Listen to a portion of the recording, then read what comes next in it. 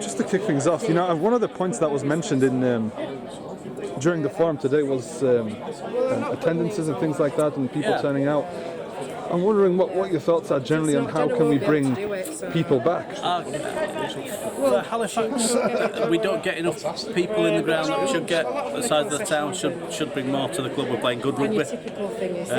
We've got to look at our engagement with the community more.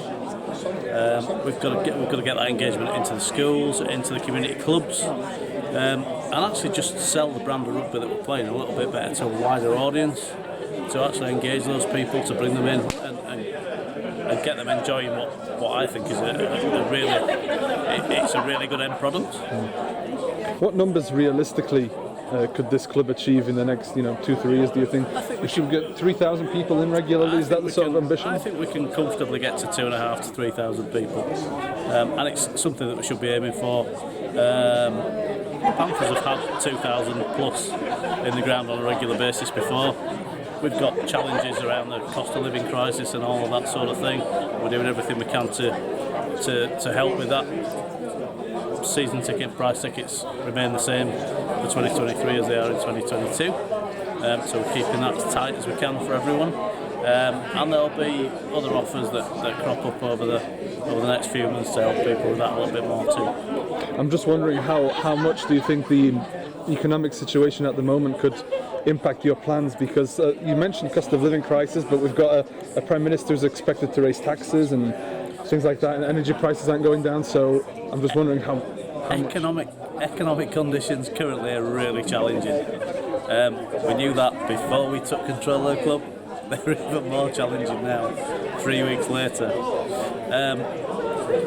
Sport binds teams and communities together, and if we can provide a route to sport and access to it, then that usually is repaid in faith from your sport base. And it's the one thing that sport in general is the one thing that brings people together in times of difficulty. And it's for us now as a board to carry the club forward to still provide that level of comfort, if you like, that escape on a Sunday afternoon away from the difficulties of the economic situation currently, and the difficulties we have in increased energy prices. We'll see what happens with the new Prime Minister, but that's a whole different conversation, I think. Yeah, but it's not just the Halifax problem, is it? Attendances and things like that. It's a whole sport problem, isn't it? It is. It absolutely is. The ECB are finding it with county cricket and the difficulties they're having a well-documented currently. I think that the only sport that seems to be protected from it a little bit is Premiership football. But even at Super League level, crowds and attendances are going to be challenged over the next 12, 18, 24 months.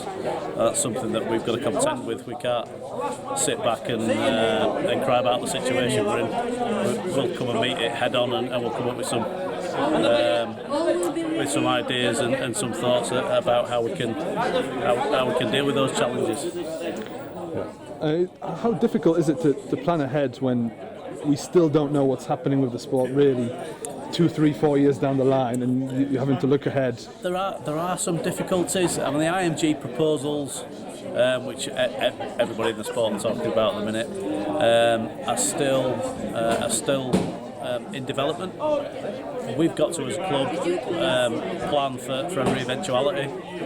We've got to plan around how we keep the club sustainable. Again, how we up our crowds, how we increase the attendances on game day, how we increase and maximise revenue for the club, and if we're providing that platform for the support base, if we're governing the club on an even keel, and the governance around the club is good and clean, then whatever happens with AMG proposals happens. We can't change them. Even if we do get a say in what we think should happen over the next 2, 3, 4 years.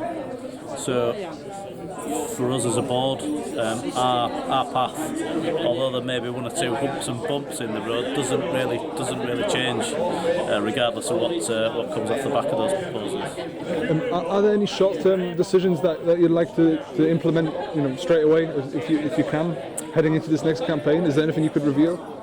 There's not. It's very early days, and we are working on quite a lot of things simultaneously. But we're, I think, into our third week at the helm. So our focus has been around understanding where the club and the business is currently, and our next steps from that now are to look at how we take the club forward into 2023. Just last question now. Despite we were just talking about a lot of negatives there, but on the other hand, considering the attendance today at the forum, there is a clear hunger for rugby league in Halifax to be as healthy as it can be.